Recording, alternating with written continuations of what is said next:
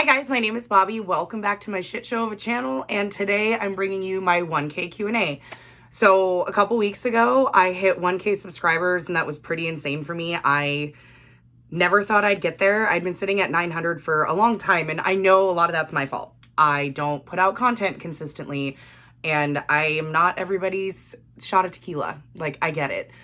But I had Steph from Steph Loves had invited me on sprints, and somebody had checked out my channel, mentioned how close I was, and I ended up with 1,000. Now I'm at 1.12. So thank you to everybody who subscribed. Thank you to all the new people. I don't know if you know what you're getting into, but welcome. A lot of people have met me through the late night crew with Mel and Rye and Cassidy and Rachel. And so a lot of you guys have met me through there and have come over from there. So I know you want to be here because you've seen me live. So, I mean, But I asked all of you in the comments of that video to please leave me some questions. And I did get some, so I'm going to answer them here. Hopefully this won't be super long. I didn't get a shit ton, but enough. And then if there's anything else you want me to answer, I think I covered some of it already. There is another video that I did that was get to know me. It was a couple months back that I just did on a whim. I mean, there's a lot of information in that too.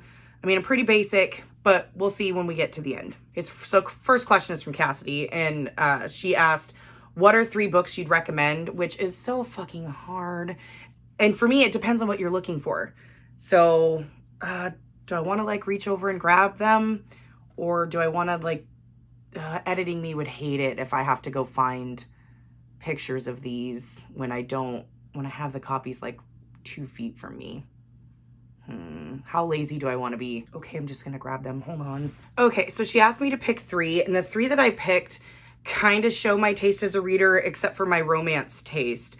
But I've got Rose Matter by Stephen King. This is like definitely, I do love horror. I love a good horror. Rose Matter is my favorite Stephen King book of all time. You will never change my mind. I encourage everybody to read this. A lot of people have never read it because it's not one of his more talked about books. It's not like Misery or Pet Sematary and stuff like that. And this was made, I think it was written in the early 90s.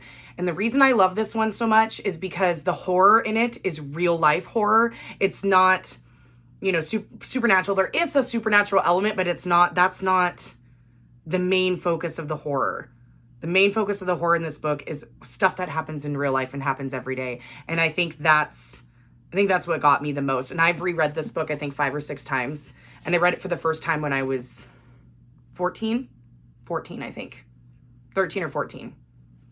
Because I'm trying to remember. I remember I read it in this one house that my mom was living in. So I couldn't have been any more than 14 when I read this. And I absolutely loved it. So Rose Matter is about a woman named Rosie. Did she go by Rosie or Rose? It's Rosie. A woman who goes by Rosie. She's married to a man named Norman, and he is a cop, and he is one of the most horrifically abusive spouses I think I've ever read about in a book before. I mean, some of the abuse is on page in the very beginning. Some of it is in flashbacks that she remembers, and I don't think it's necessarily super graphic, but I mean, it's triggering. It would be triggering for somebody with domestic violence, for sure. She has been beaten. She's miscarried 3 kids, I think, because of his beating. It's so awful. Like, and then one day, like, and everything has to be done perfect. Like, she's not allowed to leave the house. She just cooks and cleans and just gets beat pretty much just for breathing. And one day she woke up and there was like 1 dot of blood on her pillow from, I don't know, for nose blood or whatever the night before. And like, she snaps. So she decides to run away. And she does, and she goes to like this big city. And so the horror of this, a good chunk of it is Norman trying to find her. So he's cop, he's got connections, and being in that guy's head is, like, he is psychotic. Being in his head is quite the trip. So I try to recommend this to everybody because a lot of people haven't heard of it, and it's one of my favorites. I give it 5 stars every time. The ending the ending isn't terrible. Everybody says Stephen King is bad at endings. I don't think the ending is necessarily terrible. It's just kind of weird. But I still liked it. I don't know, it's good. If you have not read the Stephen King and you're a Stephen King fan, read Rose Matter. I push everybody to read it. Next is one of my favorite books of all time, for sure. It is a contemporary literary fiction, which is another one that I don't read all that often, and that's The Heart's Invisible Furies by John Boyne. I don't even know how to describe this book. It is so fucking fabulous. So the basis of this story is the story of a man in Ireland from birth. From in the womb, birth to his death.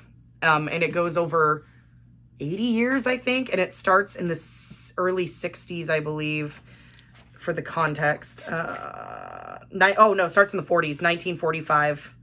And then just goes from there.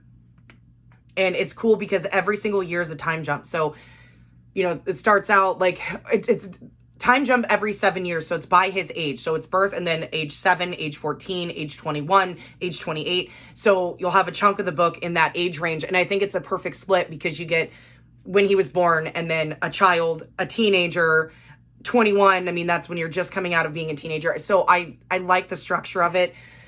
And this man, Cyril is his name, is a gay man in Ireland in the 40s, in the 50s and 60s when it was illegal. The Catholic Church made it illegal. They killed gay men. And as he moves through life and finally gets out of Ireland and stuff like that, like it touches on so many things that affected the gay community, especially then. It touches on AIDS. It touches on them having to hide and being beaten, scared. Like it is, but it's told in a way to where, I mean, some parts are really sad, but it's not torture porn like A Little Life. It's just beautifully told. It's very beautifully told. I don't know. It just touched me. I buddy read this with Vicky and I absolutely fucking loved it. I should probably reread it. It's been years. I wonder, but see, I'm not much of a rereader and I don't want to tarnish it. But this is like one of those books where I wish I could read it again for the first time. So good. It won Book of the Month, Book of the Year in 2017. I know there's been some discourse with John Boyne on Twitter. I don't follow authors. I follow a couple authors on Twitter. I don't follow the author drama or like book drama all that much. And I honestly don't give a shit. The only person I won't support is JKR. Other than that, like, I just don't pay attention. I separate the art from the artist, and I absolutely fucking loved this book. He's got another one that I really enjoy, but this is my favorite. And I encourage everybody to read it, especially if you, like, Rye, if you're watching, you'd probably love this because you love queer stories. It is one of the best coming-of-age queer stories, especially being in a place where being gay is illegal. I know, it was so good. And his, like, adopted parents are, like, different. They're just kind of quirky and weird. I don't know. I just absolutely love this book. If it sounds interesting, I don't think I explained it very well. It's been a while since I read it, but it's still one of my favorites. And the last book that I would recommend is Red Sister by Mark Lawrence. I mean, or the Book of the Ancestor trilogy as a whole. I love Mark Lawrence's writing. I love this trilogy. I harp it to everybody. Mel, you need to get started on it. It's Cassidy Fave. You could read it this month and get points extra for bail.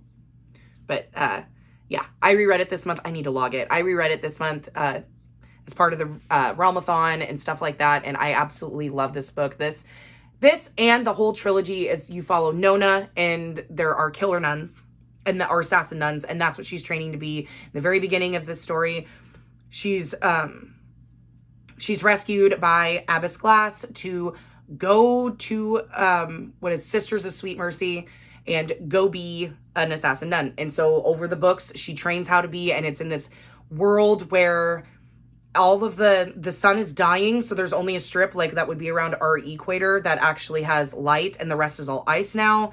And so it's a fight for survival a lot of the time in like space. And it's fantastic. I love this series. I love Mark Lawrence's writing. I'm going to stop talking about it because I've toted this on my channel quite a bit.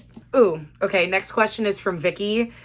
And this is a loaded question, and I'm sure Becca is going to yell at me because, we should just do a Buffy bitch fest. But she asked, she goes, since I know you're a Buffy fan, what is your favorite season of the series? Instinctually, season 2. Like, that's the first that comes out. A lot of my favorite episodes are in season 2. Oh, I Only Have Eyes for You is one of my favorite. Oh my God. That episode kills me every time. Season 2. Season 2 has Bad Eggs, which is a terrible episode in theory, but a funny one. It has a lot of the good quotes. I don't know.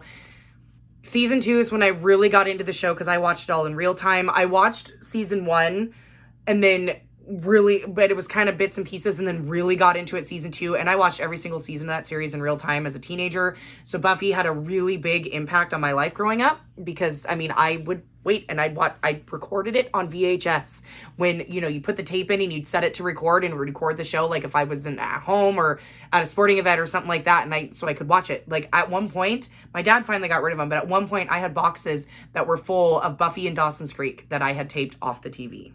This is how old I am. So season 2, a lot of people like to argue with me and try to say season 3. I hate season 3. Season 3 has, season 1 is good for what it is. They weren't sure they were going to get picked up. And so the last episode of season 1 was meant to be like a series finale in case it wasn't picked up. And it was very Monster of the Week. Season 2 is where it really gets its stride. And the only episode I like in season 3 is episode 1, which a lot of people hate. I like the first episode of season 3 because it's when Buffy gets her groove back. And while it is kind of Monster of the Weeky a little bit, I don't know, I just fucking I love the line.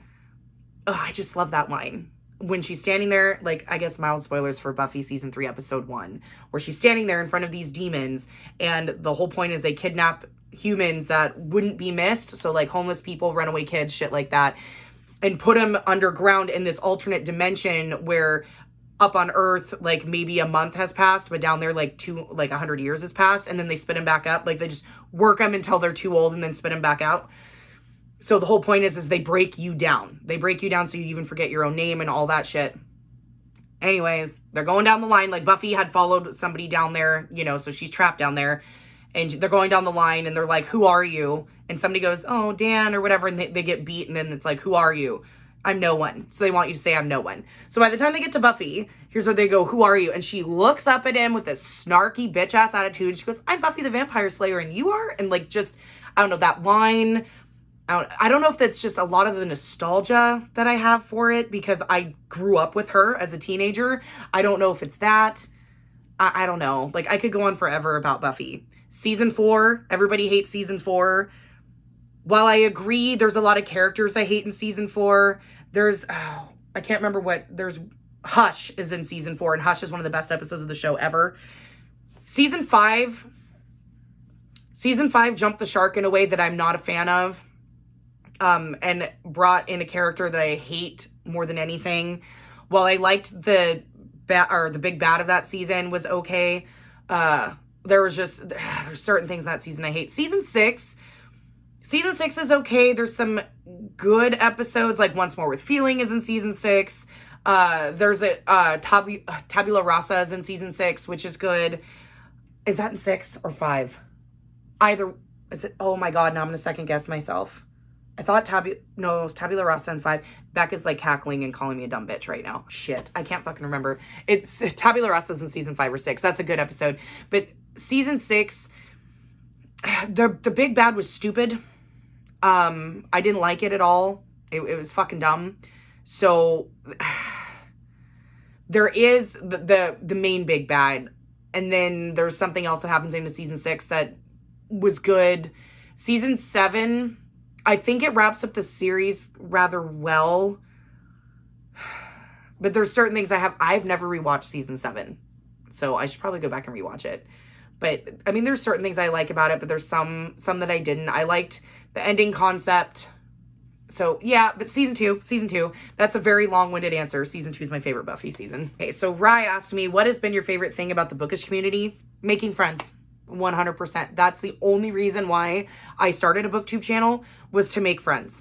Vicky was the first friend that I made. I watched her videos and I stumbled upon them. She was one of the first ones that I found. And then I, started communicating to her through comments and then through Goodreads and stuff like that. And she encouraged me to start my channel, and then we just became friends. And we're the same age. We both have kids and stuff like that. So we have a lot in common, and I absolutely love her. But yeah, that's my favorite thing for sure, making friends. And it's hard sometimes because when you first start out, especially when you're smaller, you see all these big booktubers and you feel like you know them and you want to get to know them, but it's hard to integrate into a social circle that already exists, especially when you're small and you're new and they already have an established friend group. So it was nice. Like I met Mel on Becca's Patreon, in her Discord, and then we chatted and like had become friendly, and then she started the late night crew with her friends, and then became friends with Ryan Cassidy, and kind of, so now it's kind of, we've formed like a friend group, which is nice. And now a lot of the other, you know, some of the other big booktubers we've become friends with as well, and that's why. That's my favorite thing, is just to make bookish friends and talk to people about books. And apparently now forcing people to read Dragon Smut or Blue Alien Smut. Apparently that's my new thing now, is just making people read new smut. So that's also a favorite thing too. And sprinting. Sprinting is also one of my favorite things about the book community so far. And it's been fun doing that. Now I just feel like I can't read without them. Okay, this person asked like an amazing question, and I feel like I should have to stew on it, but they asked, if you could pick 3 booktubers and 3 authors to have dinner with, who would they be? How the fuck am I supposed to pick? So I'll try to do authors first. Jay Kristoff. So you want to look.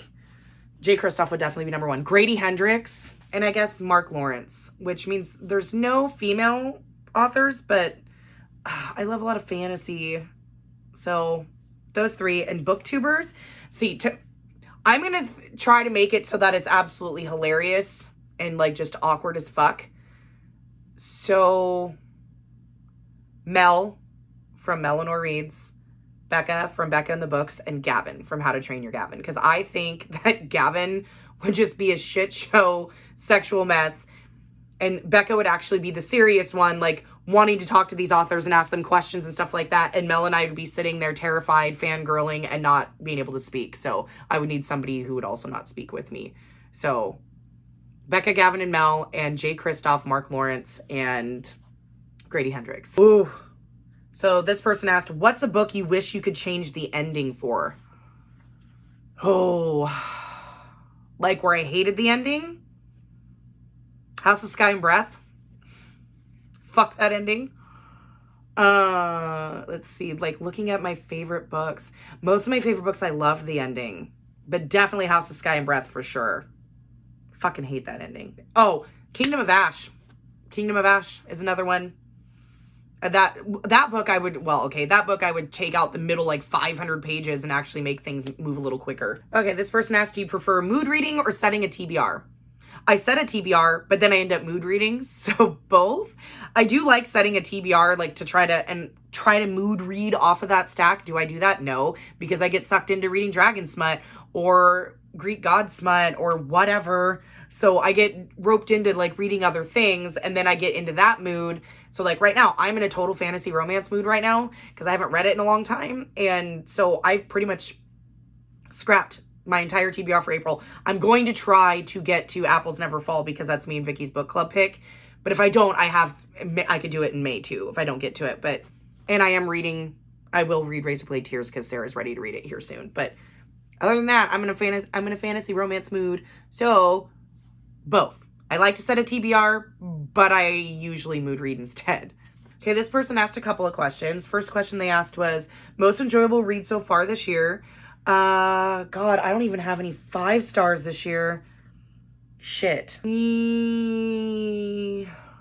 Probably Neon Gods. And I just read that. Spoiler alert. Probably Neon Gods by Katie Robert. I really enjoyed that book.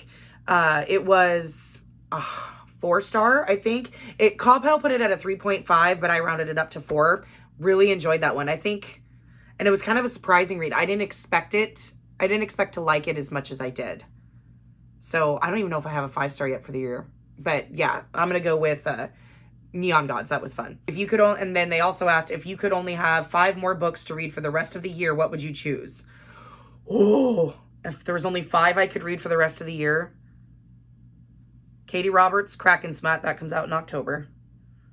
Because I need something. Oh my God, I don't know if I can choose this. I don't know what else is coming out this year. Oh, the new Grady Hendrix, How to Sell a Haunted House, that comes out in July. I believe the sequel to Black Sun comes out this year. Can't remember the name of it. Fevered Sun?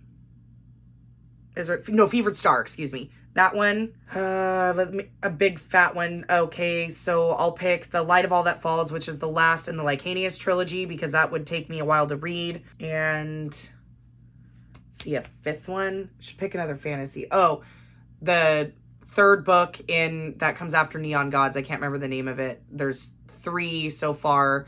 The third one's coming out in June, so that one. And the last question they asked was literary fiction you've enjoyed. So, Heart's Invisible Furies. What other literary fiction I have that I really like? All the Ugly and Wonderful Things by Bryn Greenwood is so good, but please check triggers before reading that one. It's very polarizing and very triggering for some people, so please check triggers on that. Other People's Houses by Abby Waxman, I really enjoyed, but the only reason I enjoyed that one was because it was niche to me. The mom had an autistic child who was very much like my son, like same kind of level as my son. And I just think I related to her so much. And that's why I loved that book so much. But I don't think it would appeal to everybody. The Book of Essie was really good for literary fiction. Anything Leanne Moriarty, 9 Perfect Strangers, Big Little Lies, which I guess those are kind of, Big Little Lies is kind of thrillery, but those. Okay, Natalia asked, what is a book on your shelf that you want to pick up but haven't gotten to yet? Oh, Lord. Okay, sorry if the angle changed. I had to do my usual and pull the camera down and unload the footage so I don't lose it because that keeps happening to me. Okay, so Natalia, she asked, what is a book on your shelf that you want to pick up but haven't gotten to yet? Oh, so many. The Light of All That Falls by James Islington. It's the 3rd book in the Licanius trilogy. Sarah got it for me as a gift, and I still have not read it. I've read the first 2. I need to finish out the series. So that one for sure. Caliban's War, which I started and then just haven't picked back up again. Which now I can't because because my library, the audiobook went back, so I have to put it on hold again for the 3rd time. Continuing the Bone Season series. I've read book 1 and book 2. Lamia got me book 4, but I need book 3. I just haven't gotten it yet. So, I mean, those like Uzumaki, which is a manga. I've had it on a horror manga, and I've had it on my shelves for a while. The Jasmine Throne by Tasha Suri, that's been sitting there, and I really want to read that one. I don't know, there's lots. I'm just, I've got all of the books. And it's funny because the more I look at my shelves now, there's not necessarily less that I want to read, but less that I'm excited to hurry up and get to, which usually means I need to buy more books. It's usually a sign that it's time to refresh, get rid of stuff that doesn't look appealing and refresh, which maybe I should do that soon. Natalia also asked an author that you'd like to read but haven't yet. Shit, this is hard. I don't even know if I have an answer for this one. Because I don't really pay attention. I'm really bad at new books coming out and stuff like that. And there's no, I don't think I have an answer. I'm a terrible person. Because I just don't pay attention. I pay attention to synopsis and I don't, I honestly don't know. And not even from hearing from people, because, booktubers and friends will be like, oh, this author's really good and they wrote blah, blah, blah. I can't think of a one. And lastly, she asked your favorite Supernatural episode, which is also super unfair. You can't, Supernatural is 15 fucking seasons long. I mean, I can name a few, and they're pretty typical, favorites for people. The pilot for season 4, episode 1, when Castiel's first entrance, oh my god, when he his first entrance into the show, and when he wings out, super hot. I also love Changing Channels. I like Mystery Spot is one of my favorites. Baby is one of my favorites. The season finale of season 5 is really good. There's so fucking many. Scooby Natural, that in season 13, that's really good. There's so many good ones. It's hard, and I don't remember the names of all of them. And just because of stuff that happens in the episode that makes it really funny. But those are a few. This person asked, what is your day job? I work in a grocery store. I work in a major grocery chain for the West Coast and a little bit central. I'm the head bookkeeper, and I also do price changes. So that's why my start times are really crazy. If you hear me talk about my start times being midnight, 2:30 a.m. or 4 a.m., that's why. Tonight, I have to go back to work. I just got off work. I have to go back to work at midnight because it's price changing night, so I got to change the price tags. And we do that in the middle of the night. And then, of course, bookkeeping, it's an early start because I have to reconcile all of the books from the previous day, count all the tills, do the deposits, like all that stuff so that the day can start officially. So that's my day job. I actually really love it. I also like do payroll. I write the schedule, stuff like that. So it's a lot of admin like work, which I enjoy a lot. Like when I first started, I was a checker, stuff like that. And then I kind of moved up. So now I work mostly behind a locked door and I can listen to music while I'm working, and it's all numbers, very black and white. There's, it's right or wrong. So I absolutely love it. I mean, I wish the pay was a little bit more, but you can't beat that insurance, and we get paid benefits and stuff like that. So, I mean, it's worth it. It's just, when you think about, oh, I wish I could have done, yeah. No, but I do love my job. So that's what I do. I'm a bookkeeper. And then Mel asked me, what is the number one thing on your bucket list? Going to Europe. That's what I'd love to do. I'd love to go to the UK. Well, Scotland is part of the UK. Britain, Scotland, Ireland. I would love to do that at some point in my life. Will I ever get to do it? Probably not. Probably won't be able to afford it. A trip to Europe is very, very, very expensive. And I have 2 children that are very expensive and an autistic son that'll never leave me. He will always live with us. So to be able to do something like that it would cost a lot of money for one. And, I can't leave him behind. So probably won't ever get to do it, but going to Europe is number 1 on my bucket list. Marissa asked me, who was the first booktuber you ever watched? Vicky she was one of them, but I can't remember if it was her. And it was total accident because I think it was Vicky and Becca, honestly. And I've been following Becca since shortly after she started. I'm like one of her OG subs. And like Vicky when she was really small. Yeah. And then I got into people right after that. Like it was Vicky and Becca. And then after that, it was, people that don't even make content anymore, like Chelsea from Chelsea Dolling Reads. But like Chelsea doesn't make content anymore. Allie from Hardback Hoarder was one of the first ones I watched. I absolutely love her. I still do. Come on. You make yourself comfy. Okay, we're going to bake some bread. Herman. Hamilton, Becca's cat, Hamilton's brother from another mother. Like, they're very similar in how they look. They're both tuxedos. And the last question was, who is your favorite author? I have so many. I really like Sarah J. Maas, so she pisses me off. So, like, she's one of my favorite authors, I could say, yes, because I've read all of the things that she has written. But she pisses me off a lot. Jay Kristoff, Mark Lawrence, Taylor Jenkins Reid, Grady Hendrix, Richard Lehman. Which Richard Lehman I used to talk about a lot. I don't very much anymore. But he is a very extreme horror author. I don't recommend him to many people because you have to have a strong stomach and you have to be okay with sexual violence, and a lot of people aren't. They consider, or I've heard his horror considered what I call it, splatterpunk horror. I don't even pay attention. He's just very graphic.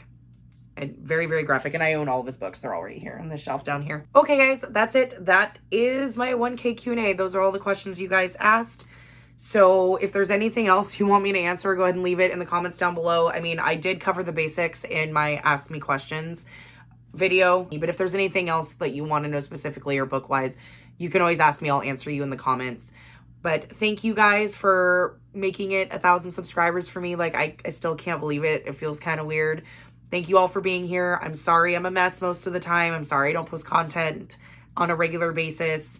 I'm very busy with my full-time job, early starts, 2 teenagers, and my daughter just started softball season. So that means like at least 4 days a week where I'm running all over the county. And that doesn't even count going to work. So I'm trying my best. Thank you all for being here. I appreciate your watching and your subscribing. And I'll see you in the next one. Bye.